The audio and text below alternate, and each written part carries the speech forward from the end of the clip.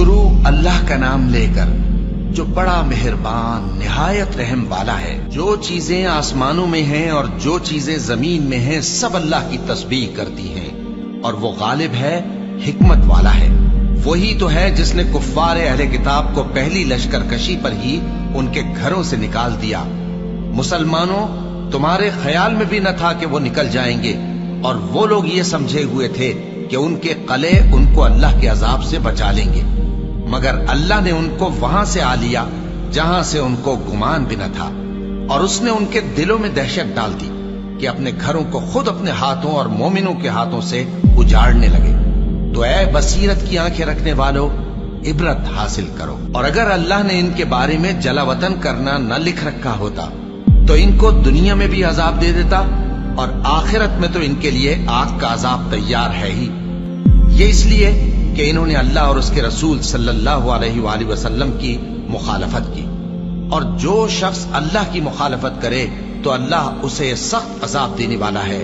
مومنوں، کھجور کے جو درخت تم نے کاٹ ڈالے یا ان کو ان کی جڑوں پر کھڑا رہنے دیا، سو یہ اللہ کے حکم سے تھا، اور اس سے مقصود یہ تھا کہ وہ نافرمانوں کو رسوا کرے۔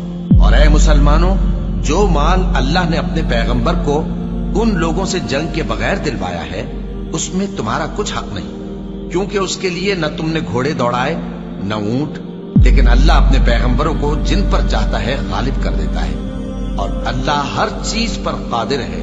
جو مال اللہ نے اپنے پیغمبر صلی اللہ علیہ وآلہ وسلم کو بستیوں والوں سے دلوایا ہے وہ اللہ کے اور پیغمبر کے قرابت والوں کے اور یتیموں کے اور حاجت مندوں کے اور مسافروں کے لیے ہے، تاکہ جو لوگ تم میں دولت مند ہیں انہی کے ہاتھوں میں نہ گردش کرتا رہے، اور جو چیز تم کو پیغمبر صلی اللہ علیہ وآلہ وسلم دیں وہ لے لو، اور جس سے منع کریں اس سے باز رہو، اور اللہ سے ڈرتے رہو، بے شک اللہ سخت عذاب دینے والا ہے۔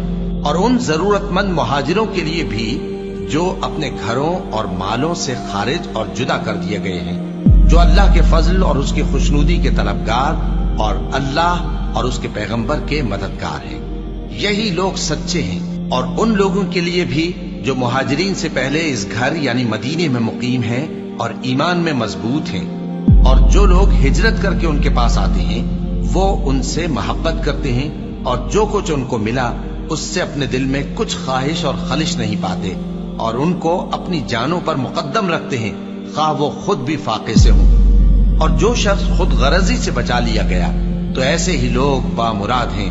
اور ان کے لیے بھی جو ان مہاجرین کے بعد آئے اور دعا کرتے ہیں کہ اے پروردگار ہمارے اور ہمارے بھائیوں کے جو ہم سے پہلے ایمان لائے ہیں گناہ معاف فرما، اور مومنوں کی طرف سے ہمارے دل میں کینہ و حسد نہ پیدا ہونے دے، اے ہمارے پروردگار تو بڑا شفقت کرنے والا ہے، مہربان ہے۔ کیا تم نے ان منافقوں کو نہیں دیکھا جو اپنے کافر بھائیوں سے جو اہل کتاب ہیں کہا کرتے ہیں کہ اگر تم جلا وطن کیے گئے تو ہم بھی تمہارے ساتھ نکل چلیں گے اور تمہارے بارے میں کبھی کسی کا کہا نہ مانیں گے، اور اگر تم سے جنگ ہوئی تو تمہاری ہی مدد کریں گے، مگر اللہ ظاہر کیے دیتا ہے کہ یہ جھوٹے ہیں۔ اگر وہ نکالے گئے تو یہ ان کے ساتھ نہیں نکلیں گے، اور اگر ان سے جنگ ہوئی تو یہ ان کی مدد نہیں کریں گے، اور اگر مدد کریں گے بھی تو پیٹ پھیر کر بھاگ جائیں گے، پھر ان کو کہیں سے بھی مدد نہ ملے گی۔ مسلمانوں، تمہاری ہیبت ان لوگوں کے دلوں میں اللہ سے بھی بڑھ کر ہے، یہ اس لیے کہ یہ سمجھ نہیں رکھتے۔ یہ سب جمع ہو کر بھی تم سے نہیں لڑ سکیں گے، مگر بستیوں کے قلعوں میں پناہ لے کر یا دیواروں کی اوٹ سے۔ ان کے آپس میں بھی بڑی لڑائی رہتی ہے، تم خیال کرتے ہو کہ یہ اکٹھے ہیں، حالانکہ ان کے دل پھٹے ہوئے ہیں۔ یہ اس لیے کہ یہ بے عقل لوگ ہیں۔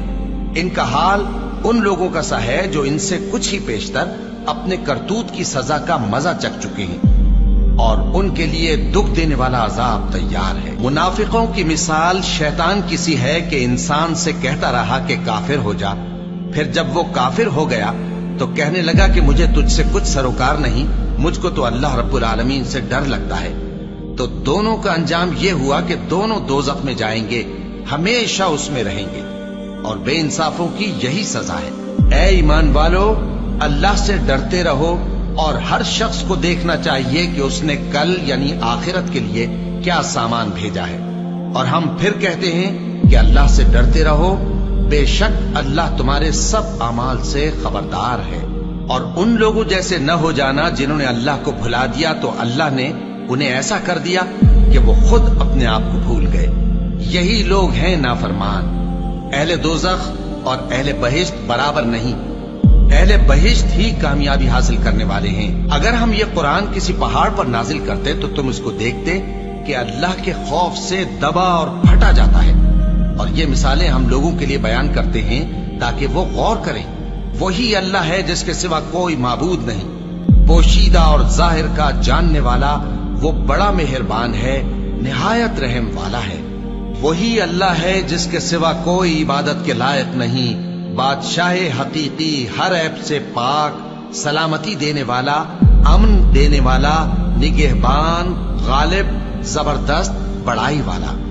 اللہ مشرکوں کے شرک سے پاک ہے۔ وہی اللہ تمام مخلوقات کا خالق، ایجاد و اختراع کرنے والا، صورتیں بنانے والا، اس کے سب اچھے سے اچھے نام ہیں۔ جتنی چیزیں آسمانوں اور زمین میں ہیں سب اس کی تسبیح کرتی رہتی ہیں، اور وہ غالب ہے، حکمت والا ہے۔